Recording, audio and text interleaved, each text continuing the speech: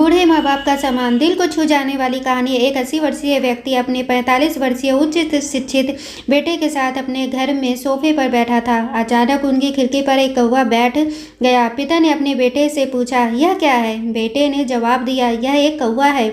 कुछ मिनटों के बाद पिता ने अपने बेटे से दूसरी बार पूछा, यह क्या है? बेटे ने कहा, पिताजी, मैंने अभी आपको बताया है कि यह एक कौवा है। थोड़ी देर बाद बूढ़े पिता ने फिर से अपने बेटे से तीसरी बार पूछा, यह क्या है?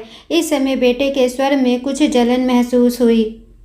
अपने पिता से झुंझलाते हुए बोला, यह एक कौवा है, एक कौवा। थोड़ी देर बाद पिता ने फिर से अपने बेटे से चौथी बार पूछा, यह क्या है? इस बार बेटा अपने पिता पर चिल्लाया, आप मुझसे बार बार एक ही सवाल क्यों पूछते रहते हैं? हालांकि मैंने आपको कई बार बताया है कि यह एक कौवा है। क्या आप इसे समझ नहीं पा रहे हैं?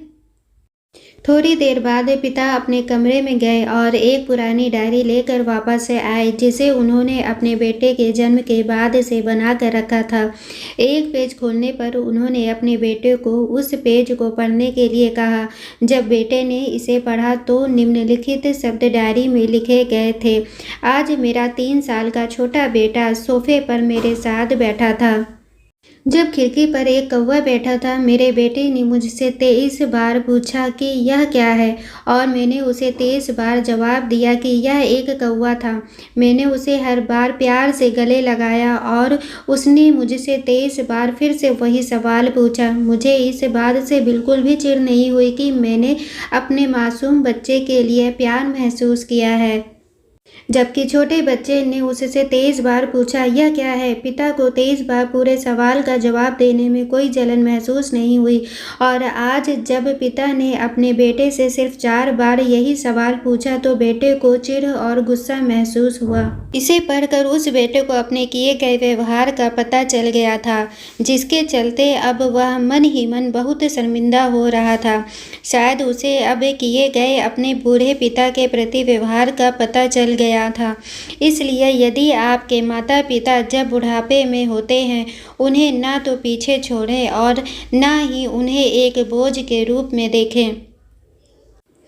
उन्होंने आज समाज में मुझे एक व्यक्ति के रूप में प्रस्तुत करने के लिए तूफान और गर्मी को देखे बिना सभी मुश्किलों का सामना किया है। भगवान से प्रार्थना करें, मैं अपने बूढ़े माता पिता की सर्वोत्तम तरीके से सेवा करूं। मैं अपने प्यारे माता पिता को सभी अच्छे और दयालु शब्द कहूँगा, चाहे वो कैसा भी व्यवहार करें। दोस्तों, आप सभी को इस कहानी से सीख मिली होगी कि माता पिता से ही हमारा अस्तित्व है। आज हम जो कुछ भी हैं, अपने माता पिता के त्याग और बलिदान से ही हैं, जिन्होंने हर मुश्किलों से लड़कर हमें इस काबिल बनाया कि समाज में आज हमारा नाम है।